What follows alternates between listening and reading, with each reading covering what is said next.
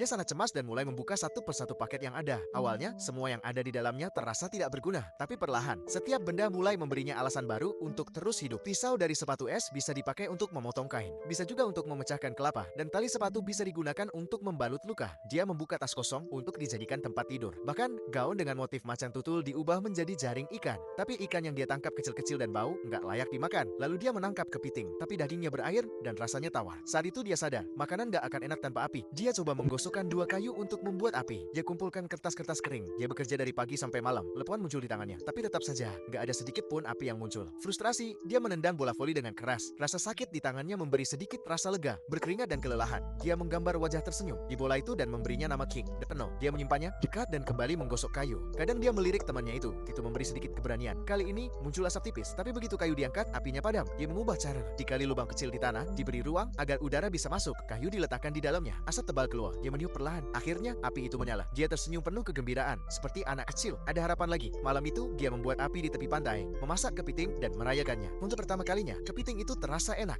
Dia tak tahu kalau dia akan terdampar di sana selama 4 tahun. Selama waktu itu, tubuhnya menjadi semakin kurus. Dia kelelahan, tapi kebiasaan bertahan hidup membuatnya menjadi kuat. Suatu hari, saat berburu di laut, dia melihat sebuah potongan plastik besar mengapung di air. Dia berpikir itu bisa dijadikan layar. Dia kumpulkan kayu dan mulai membuat rakit. Kulit pohon dia kupas untuk dijadikan tali dan direkatkan dengan getah pohon. Meskipun sudah menggunakan semua yang ada, dia masih kekurangan tali. Lalu dia ingat tali yang pernah dia buat untuk menggantung dirinya sendiri. Sekarang, tali yang sama itu bisa menyelamatkan nyawanya. Akhirnya rakit itu selesai. Sebelum pergi, dia membawa dua barang, jam saku milik pacarnya dan paket dengan sayap emas di atasnya. Dia mengikat King Darno erat-erat. Dia rakit pada batu yang dia ukir dengan angka 1500 hari. Lalu dia melepaskan tali dan mendorong rakit itu ke air. Dia menoleh sekali lagi, melihat pulau yang telah menjadi penjaranya selama 4 tahun. Perjalanan menyeberangi laut sangat berat. Dia minum air hujan, makan ikan mentah, dan melawan kelelahan. Kemudian badai besar datang. Layar plastiknya terbang terbawa angin. Tak lama setelah itu, King Darno pun terseret gelombang. Dalam keputusasaan, dia melompat ke laut untuk menyelamatkannya, tapi tali yang mengikat rakit menghentikannya. Sekuat apapun dia berusaha, dia tak bisa mencapai temannya itu. Dengan hati hancur, dia kembali naik ke rakit dan terbaring di sana dalam kesedihan. Dia bahkan tak sadar ada kapal yang melintas dekat. Beruntung, ombak besar membangunkannya. Orang-orang di kapal melihatnya, dia diselamatkan. Saat dia kembali ke rumah, dia bertemu dengan pacarnya, tapi dia sudah menikah sekarang dengan dokter gigi yang dulu pernah memperbaiki giginya. Pada akhirnya, dia mengantarkan paket terakhir yang belum dibuka dengan sayap emas kepada pemilik yang seharusnya. Itu milik seorang wanita yang rumahnya memiliki simbol sayap emas yang sama di luar pintunya. Dia meninggalkan paket itu di depan pintu rumahnya dan menulis catatan kecil ucapan terima kasih di atasnya.